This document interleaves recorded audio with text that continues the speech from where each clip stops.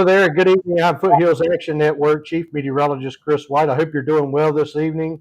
This is your high impact weather briefing for what is this? This is Tuesday. Is this Wednesday? Wednesday, Chris. My goodness, this is Wednesday at 7 o'clock. It's been a crazy week, ain't it? Man, it's all run together at this point, hasn't it, Dan? That is for sure. I'm Chris White, lead forecaster Daniel Crawley. Welcome in, Dan. Welcome back from the beach. Hey, it was good to get away for a couple days, but we've got some big things to cover here tonight, and I'm glad everybody's been following us and following our updates on the website and on Facebook. And people have asked for us to do a video, and this is a great time for us to do that. And we want to talk about the potential of a very significant event for our area. Absolutely. We talked over this, and we don't like to hype things up and build all this folklore up about and build this cry wolf syndrome. So I think now we've got a good handle on this forecast. It's a good time for us to go live and tell you what we know and what we still don't know, right, Dan? Because there's still some what ifs. How strong does Helene get? Is it just a Cat 4 when it comes in, or does it get a little stronger than that? We'll go right over to the slides.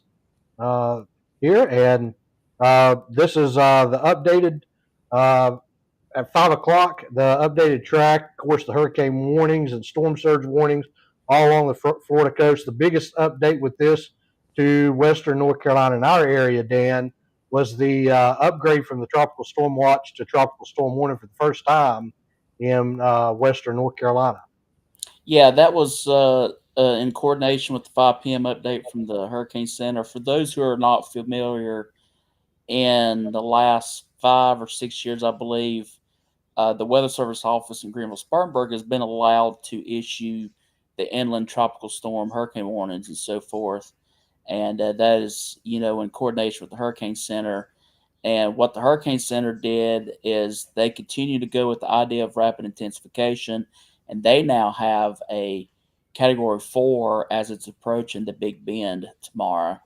And that in itself kind of lends to the fact that there's a greater chance that you're going to get the stronger winds inland. I mean, you can even see right here on the 5 p.m. forecast at 1 a.m. Friday, that's going to be over, let's say, about Columbus, Georgia, still a hurricane.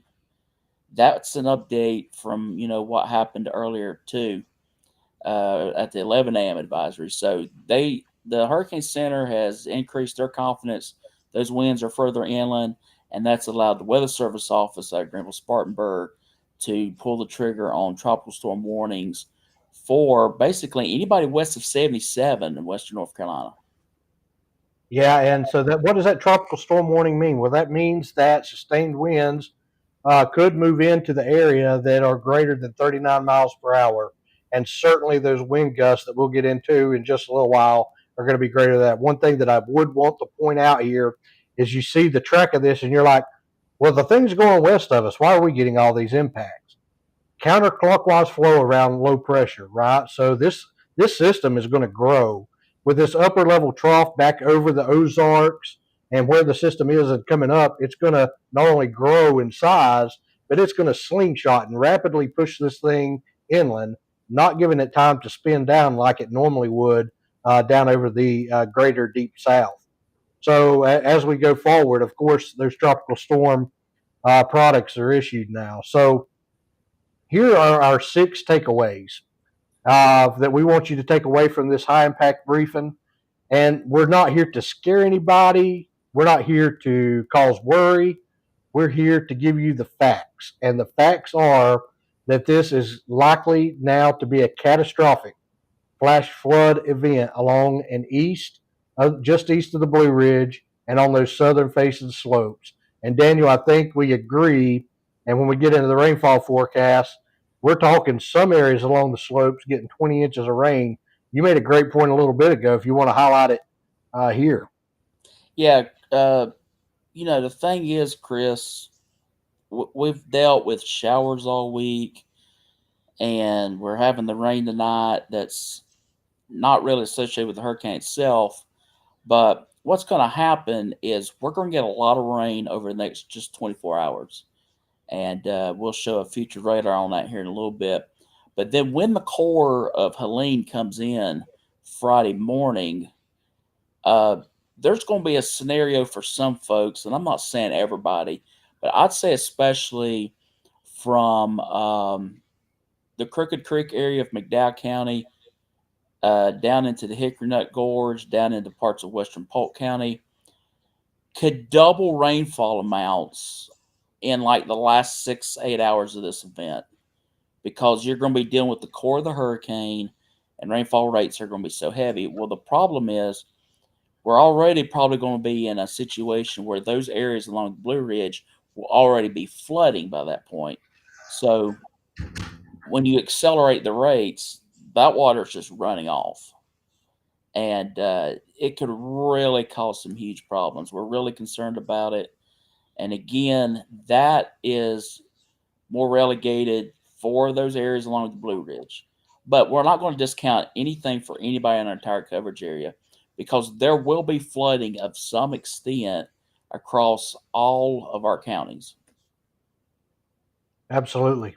Sure will, Dan. And to some extent, everybody's going to be impacted by this storm in the 8 county coverage area, 9 county coverage area that we have here. So, uh, number two, tropical storm force winds. They're now likely west of Highway 16. You see those tropical storm products. I would even say probably we could push this out to I-77 west, probably now, even up into Boone and Watauga counties, getting in on some of these higher winds as well up there. And then severe weather. If we as if that's not enough, we've got to look at severe weather for a brief period on Friday morning, where this outer band rotates up into the foothills, the Piedmont, and even that band. I was looking at it earlier today, and Dan's going to show the high resolution model in just a little bit. It stretches all the way to the Gulf Coast, I mean, to the Atlantic coast, down around Wilmington as it rotates up, and it gets it. But by the Friday afternoon, that threat is lifted north, and the rain's dying off. We might even see sunshine a little bit on Friday afternoon, but there's going to be some supercells in there, and pre-dawn Friday, I think we've got a problem on our hands with nighttime tornadoes, and with the wind field that's in place, I've got to tell you, some of those could be relatively strong.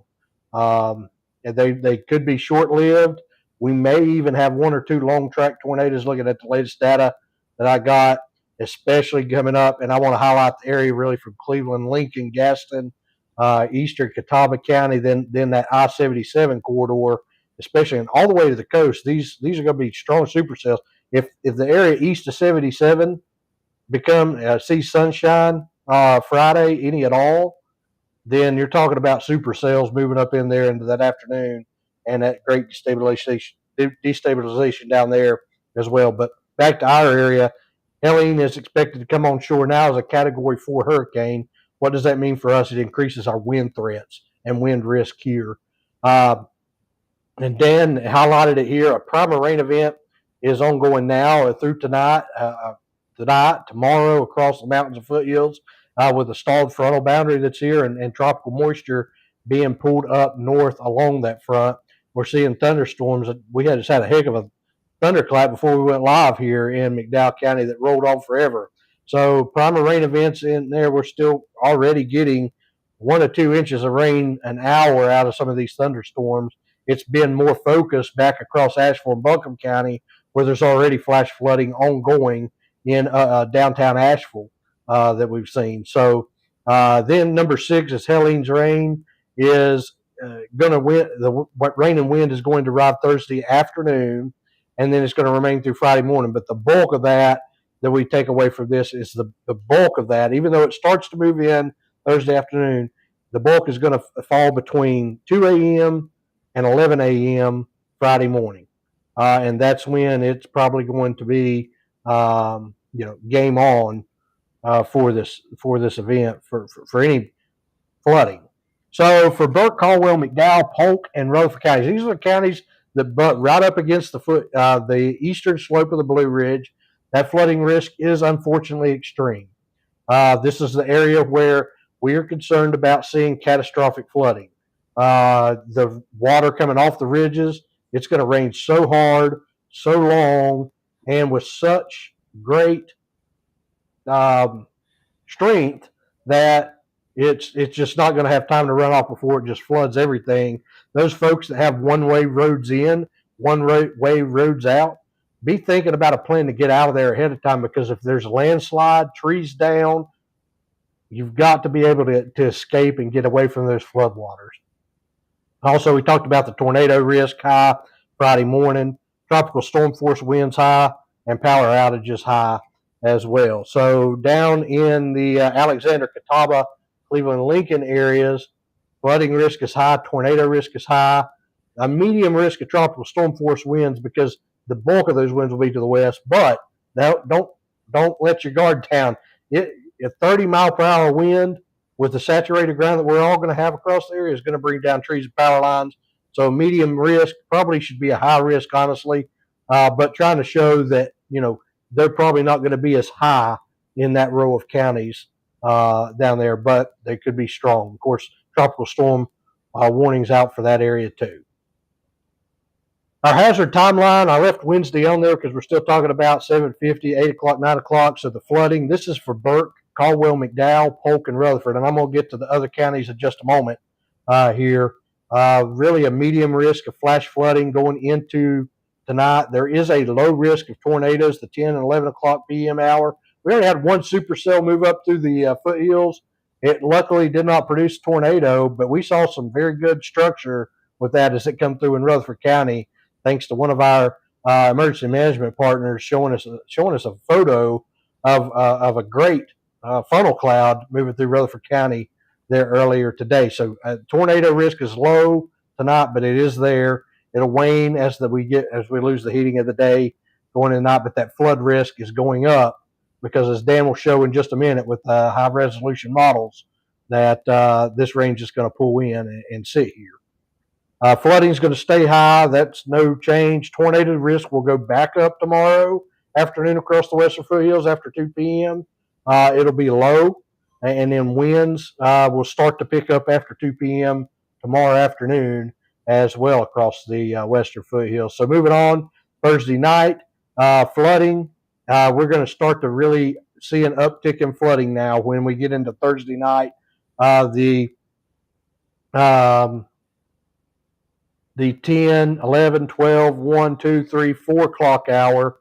And then 5 and 6 is where we're thinking the extreme impacts are going to happen. We're watching this. We may have to adjust this. Look at the bottom. It's an evolving forecast. Times may need adjusting slightly as we get better data as we go through the night tonight and into tomorrow. We'll be updating this tomorrow as well. So tornadoes low, and then a medium risk at pre-dawn hours, 4 a.m. to 7 a.m., and then the winds really picking up the tropical storm force after midnight there across the western foothills. In the Friday, that extreme risk of flash flooding ongoing now up through the noon hour. The rain will start to taper off afternoon, and that will allow the streams and creeks to slowly recede. This is what is additional flash flooding. I put additional flooding here because the rain will stop. It's going to flood all the way up through 9 o'clock, because those rivers are not just going to go disappear and go back in their banks. It'll take some while for them to go down. Tornado risk comes down after the late morning hours there, and then the winds will start to die down as we go through the day. Now, moving off to Alexander, Catawba, Cleveland, and Lincoln counties. Today you've been pretty good. We're starting to get into some of those heavier showers and thunderstorms. There is a possibility of low-end risk, but there's a possibility of a isolated tornado tonight along and east down into the foothills. And we're going to keep that threat there until midnight. And then we're going to really take that back up again about 5 a.m. down in the eastern part, because we're seeing we're going to, as you're going to see in the HRR, we're seeing some trends towards supercells, even trying to develop in the morning and move up into our eastern foothill counties. We'll keep an eye on that as we go through. Your flooding risk is going to pick up Wednesday night, tonight as well, and then go into tomorrow morning. And then as we go through tomorrow morning, low end tornado risk, it'll pick up again tomorrow afternoon, just like it did in the west. And then Alexander, Catawba, this is a Thursday night. Again, flooding starting to increase, right? So here we are again, getting into really the meat of the weather system. Not that the predecessor event is not important, but this is when Helene's starting to move in, and we start to get that uptick in tornado risk. We start to get the uptick in the wind risk, and then the flooding risk is going into the high category. We will monitor this. We may have to take this up into extreme depending on what this predecessor rain event does as well. So an evolving forecast there as well. And out, down in our eastern zones and southern counties like Lincoln, Cleveland, Gaston, those areas, we're talking about the tornado risk going up to about noon and starting to wane after there, and the winds coming down as we go through the day. Chris, I'll kind of go over some of the information that you have here. Yes, sir.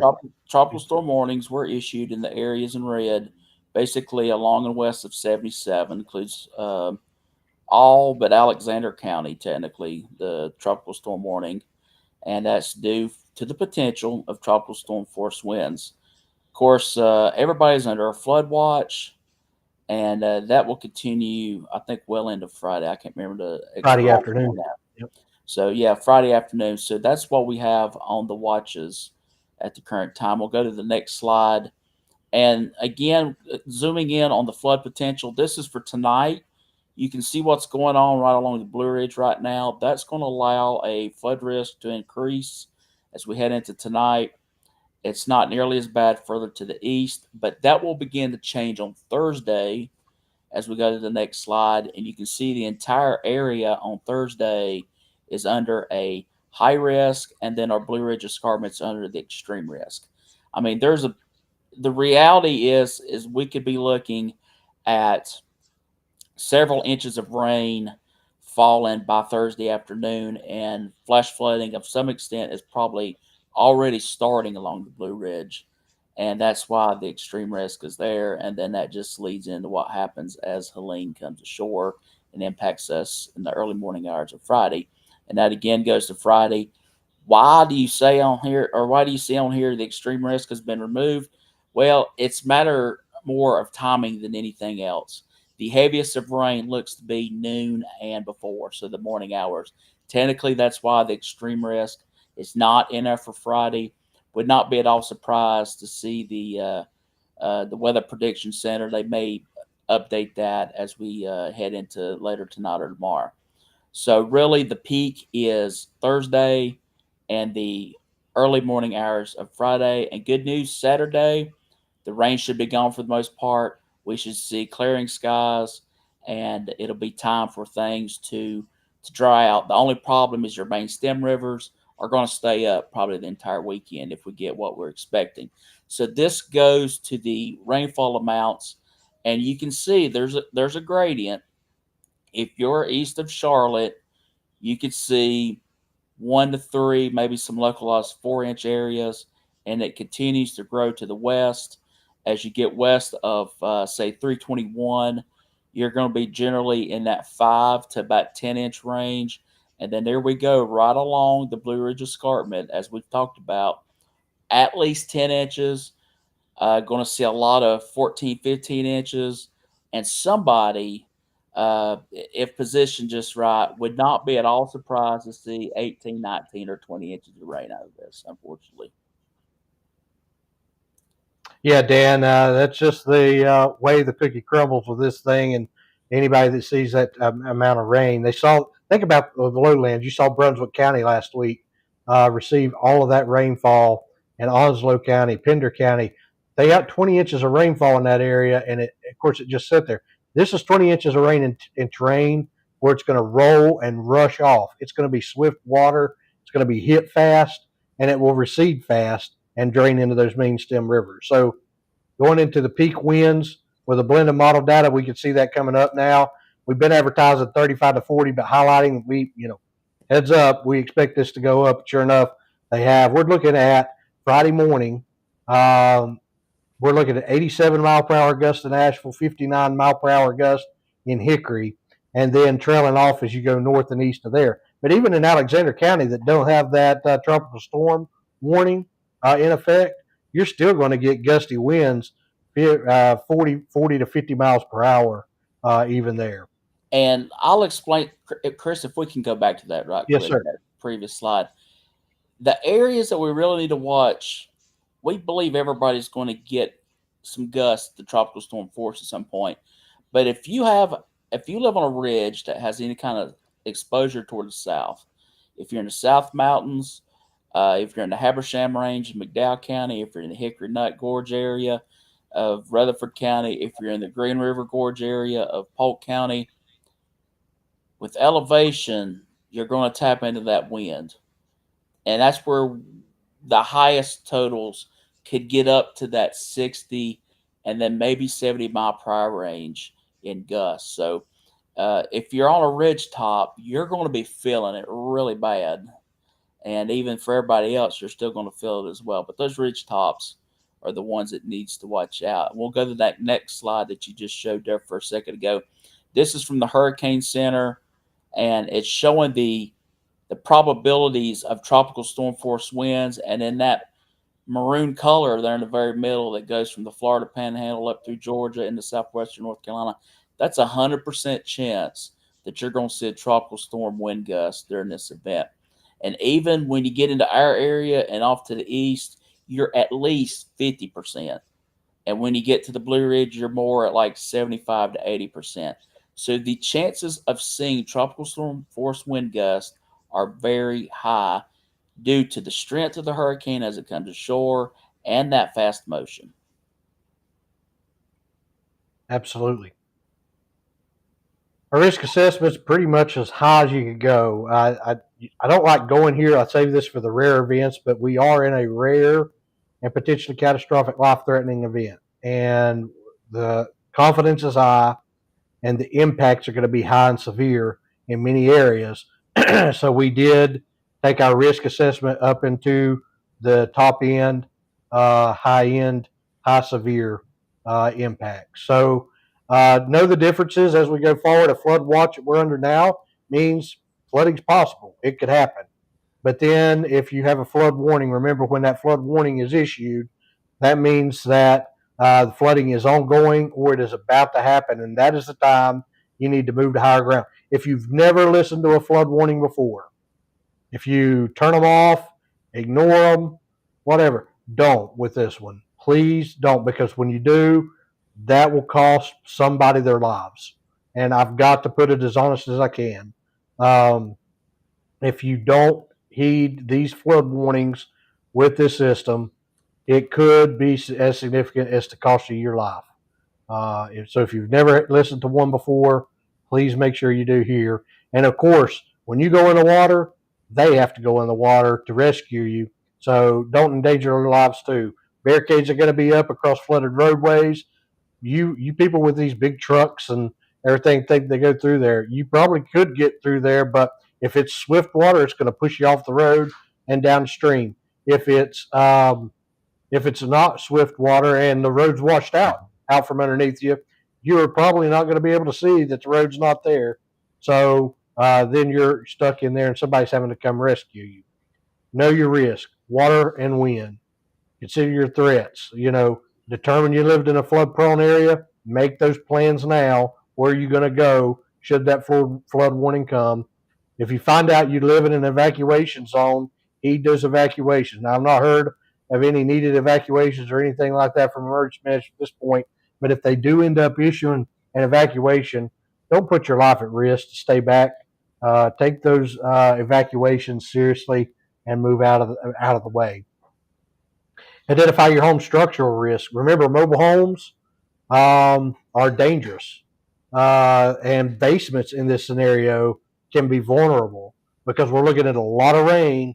Basements will flood, so is that going to be your go-to? If you have a area in your home, a basement in your home where water can seeps in and comes in around the wall, this may not be the time to use the basement as your safe zone when we start to get into those 50, 60 mile per hour winds and trees coming down later. So that's what I have for you for that. Daniel, it's yours.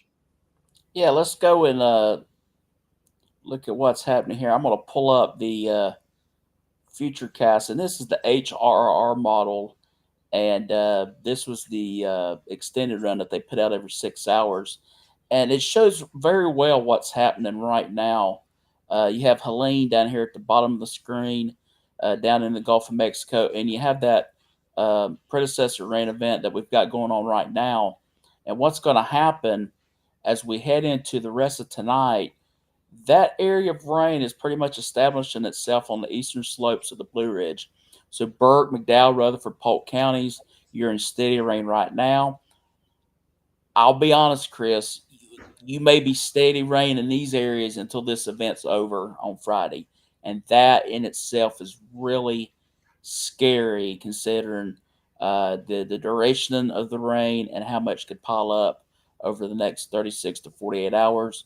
As we head into tomorrow morning at 8 a.m., basically west of 77, you're going to see at least scattered to numerous showers. The closer you get to the Blue Ridge, it's going to be just a pure rain, steady the whole day. You can see Helene starting to accelerate as it heads up into the northeastern Gulf of Mexico. And just look, this moisture is just pumped and it's pumping itself right into the southern Appalachians. We're right here at 4 o'clock tomorrow. It's still occurring. Kind of notice how there's a little bit of a feeder band setting up from off the South Carolina coast, moving inland towards southern Appalachians. That's just a feed of deep moisture that could be focused over certain areas. And that whole thing's going to continue as we head into Thursday night. Here we are at 8 o'clock Thursday night. Helene's starting to make landfall, but you have all of this upslope flow. It is going to rain the entire day, essentially west of 77, a little more scattered east of 77. And you mentioned earlier, Chris, if you get east of 77, do we get some instability and some convective elements to form? Those could curl back toward the northwest and could potentially impact our far eastern areas from, say, Stony Point, Taylorsville, down to Lowesville. And then we're heading into the overnight hours. This is midnight going into Friday morning. It's still raining. You can see the banding with all this upslope flow. And then here we go at 2 a.m., 3 a.m., and 4 a.m. And at this point, at 4 a.m., the core of Helene is making its way into the upstate and into western North Carolina. We've talked about this tonight. The amount of rain we're going to get in the next 24 hours is going to be a lot. But the potential is there with Helene and the core that we could have a 6 hour period where some areas could double their rainfall amounts. So, for example, if you're in Marion, or if you're in Morganton, or if you are in Tryon, and you've had 4 or 5 inches over a 24-hour period, the fact that you've got the core of this remnant hurricane coming over you, you could potentially double your rainfall amounts in a 6 hour period. Daniel, And I'm sorry, let me interrupt you. New, hot off the press, flash flood warning for McDowell, Northwest Burke County, and then it looks like Northern Rutherford County too has just been issued for this banding. Already starting to see some problems shape up. Go ahead, Dan. Sorry. yeah, I mean, it's, that's what we're dealing with right now. We're just starting with it. But all this rain that's going to occur in the next 24 hours, and then you put the core of Helene on top of it, that is where the catastrophic issues, where they might occur. That's why we're concerned about this, Chris. And Absolutely. So, that's going to continue up to about late morning Friday before it quits. So I tell you, Chris, that we're really worried about it, and you've got to take this seriously. absolutely. Absolutely. We're starting to see flooding just from this first band of rain that's setting up, and we have another 72 hours to go. And it's going to be heartbreaking for some folks, honestly. So Chris, we've been at this as a company since I've been with you since 2013, and you you started and 2009. yeah, you and folks that have worked with you since 2009. Uh, For us, this is a first time that we've had to cover this kind of event. And Yep. if it seems like what we're saying, there's a more serious tone tonight. It's our first time covering this. We've had hurricane threats in the past that honestly we've been lucky. Yeah. We've also had some systems that have kind of snuck up on us and overachieved. But the writing's on the wall that something really significant is going to happen. Hugo was a surprise when it came in, right? Because we woke up, and I remember waking up that morning and hearing the acorn slapping the window, hearing the wind just roar outside, and you're like, "What is this? This is not supposed to be here." Well, fast forward to 2024, and we have the technology now that we're able to see this stuff coming a little better. No, it's nowhere near 100%, and it probably never will be, but we are in the thick of it. This is probably, Daniel. I think this could be more impactful than Francis, not because we're not dealing with just flooding rains. We're dealing with high winds on top of that, high winds on saturated grounds. Let's not forget the landslide risk in the mountainous areas, these hills, even the foothills. When you see 3 to 6 inches of rain in 12 hours, you start to see landslides. So put that into perspective when we're talking about 10 to 15 inches of rain. Some areas getting that isolated 20-inch spot. There's going to be a lot of landslides in here, debris flows as well. So just keep your heads on a swivel. And I will even refer back to Alberto. We didn't have the wind so much with that. We just had the relentless rain, a predecessor rain event, and then this one. And then remember, McDowell County went into a flash flood emergency because we thought the Lake Tahoma Dam was imminent failure. And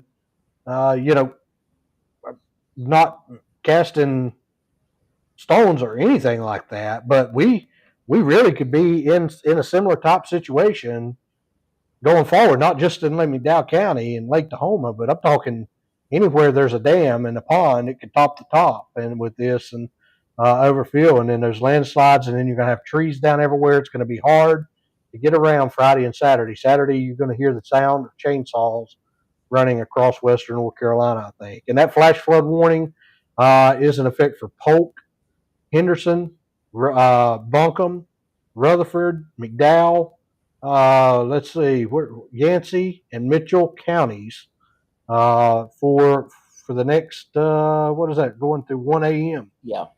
And, So, Chris, have to be honest, we have to give credit where credit's due with the National Weather Service. oh, They're out yes, ahead of all of this. And I think, them doing this is, it's a service to the public that, hey, it's coming. And, that's what we're dealing with. And good on their part for doing that. But, when I think about this storm, I think back to Francis. I look at the scope of the way Francis evolved, especially here in the Upper Catawba Basin, where Burke and McDowell County got widespread 7 to 10 inches of rain, and then it was those ridge tops that had almost double that much. And if you lived in Marion in 2004, or if you lived in Morganton in 2004, and you dealt with what happened there, the forecast similarities is so striking for me with this one compared to that one. So absolutely is, man. that's why there's a concern for me that you got all these issues, and they're going to linger too, especially your main stem rivers. Absolutely. You get that 7 to 10 inches of rain over the lower elevations, fills the rivers up. That water coming off the ridge, it's rushing down, has nowhere to go, and it just starts piling up quick. Yeah, it That's for is. sure. So, And and let's not forget our friends down in Catawba County, Lincoln County, and those areas. They're not out of the woods. Alexander, uh, you know, you're going to see some flooding too down there. There's a lot of urban areas down in that area where there's a lot of pavement. You're going to get a lot of runoff just from that. So if you live along Lake Norman, look for flooding. If you live along the Catawba River, the um, north, what's the river it goes down through? Kaiser down in there. I like the I'm Broad sorry. River. Yeah, the Broad River and Yeah, First Broad River in the Rutherford. whole Broad River Basin from Lake Lure and then down across Rutherford County, Cleveland County. And you made a good point. Urban development has evolved a lot in 20 years too around here. Sure has. And you're going to have areas that in the past that in past events maybe didn't flood. It could flood here. Yep. So that's something else you got to keep in mind. You got to know what's happening, and when you see stuff happening and you hear, hey, there's a warning, you need to take everything seriously. And then if you take everything that's coming out of the Catawba Basin, the Broad River Basin, then that's eventually going to work its way as we head into the weekend down into the Charlotte area there at Lake Norman. And that water is going to start rising as you head down into South Carolina because all that eventually goes into the Santee. And there's such lingering effects. And, again, we're talking about just the rain aspect. The wind, if we get anything that's being shown by the guidance, we're going to have a lot of issues. And I think that's Yeah. also a good reason the local school systems across Western North Carolina made the decision they made to either cancel or go remote learning for the rest of this week. It's not good. You can't get a bus out in the rain. You can't get a bus out in the wind. And that would really be an issue probably Friday morning. There's no way that you could have had people commuting to school Friday morning, considering what we're looking at. That's correct. And I'm seeing that Catawba County schools are now closed Friday. Um, let's see, Burke County schools are going to operate as a remote learning day tomorrow and Friday. So out of school there in Burke County too. Just going through and looking, um, checking some other school systems right quick while we're on. I don't have any updates from the other school systems. So let's get some questions here. And Dan, we've got a host of them. So I'm going to try to start here with Dan. So my sister sent me a video of a tornado in Rutherford a bit ago. Have you seen? We did see that, Dan. We saw some indications of that. We saw a very pronounced hook echo and an inflow notch there in Rutherford County, and it did look like a tornado was there. At least we saw a funnel cloud. Couldn't tell if it was on the ground. If you're seeing damage, let us know and let the weather service know for sure. Um, is the tornado risk high for Morganton, Dan? Well, we're going to have it at non-zero right now. Look at what happened today. I mean, we had some really suspect sales that popped up. It wasn't a great bit of instability. So, it's non-zero. I wouldn't say it's very high by any stretch of the imagination, but it's non-zero, and Yeah. it's something we'll have to watch for sure.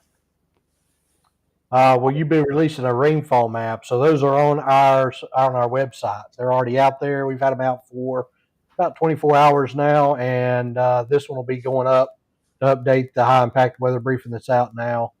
Um, Lard. So yes, it's on our website, foothillsweather.net. Also, download our app.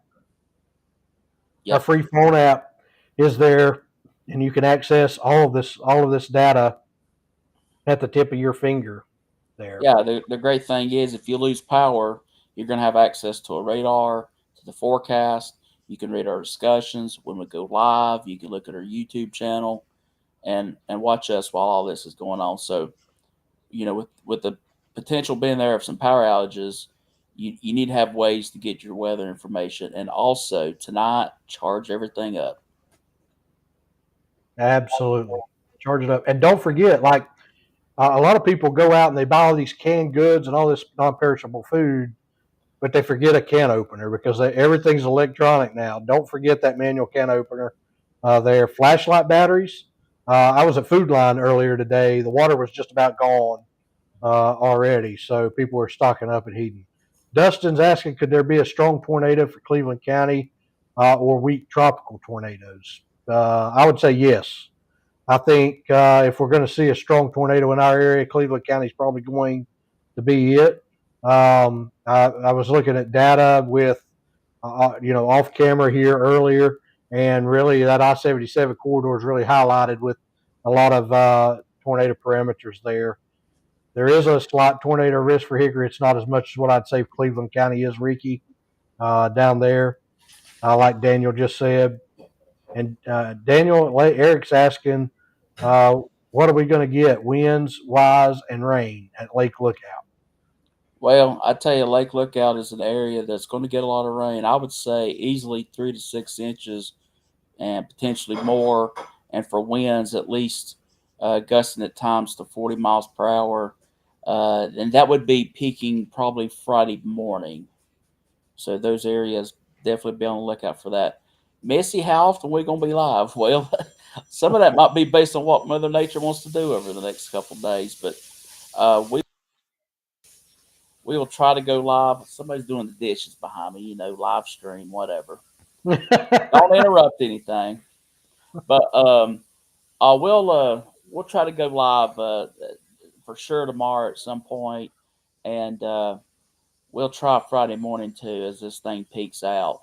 And we may be out to get some video as well to share that on our social media from time to time. But we'll live as much as we can, and of course, anytime there's a tornado warning, we're going to go live. Absolutely. Yep. And we'll probably go live right ahead of these winds too, because these winds are going to be as powerful as a weak tornado in our area. So for some folks, any idea on timeline? Miss Pillar, if you'll look at foothillsweather.net, we've got a timeline on there laid out for you that we just went over on here. I hope rewind this video a little bit, and you'll be able to see it there as well. So yeah, that's what we're seeing. Well, I think that's all the questions that I see, Dan. I think we've hit everything pretty good. Folks, take this, heed these warnings, take this seriously. It's going to be a high impact event for everybody. We're in it for the long haul, but if you can hold out for 72 hours, there's going to be a bright, sunny afternoon, Friday afternoon, and Saturday that's going to reward you so you can get those chainsaws out and start cutting your way out of your driveways and possibly digging your way out if those landslides and mudslides come to fruition.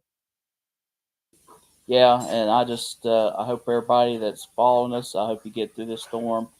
And we've talked about we're not hopping this. This is That's the right. real thing, and don't panic. Be patient. Stay at home. Like with the schools closing down, stay at home, especially when it really gets crazy later tomorrow, and when we get to the peak of the storm Friday morning, when the winds could be the worst. No reason to get out. Absolutely. Stay safe out there. Keep us abreast of what you're seeing in your backyard. Send us pictures if you can do it safely. You can submit those through the app too. We'll be watching for those to come in. We wish y'all the best, and we hope everybody stays safe. For Foothills Action Network, Chief Meteorologist Chris